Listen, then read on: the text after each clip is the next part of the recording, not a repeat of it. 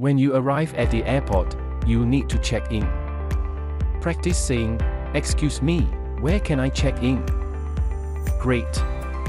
Next, we have security checks. Remember to follow the guidelines and place your belongings in the tray.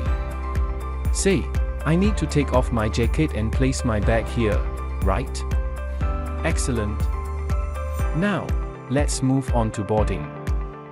When it's time to board the plane, listen for the announcement and find your boarding gate.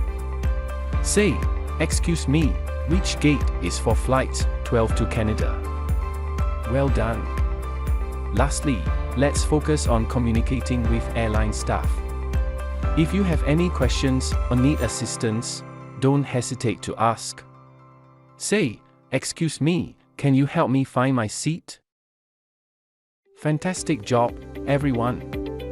By mastering these vocabulary and phrases, you navigate the airport with ease and communicate confidently with airline staff. You're all set for your airport adventures. Remember, be polite, stay organized, and enjoy your travels.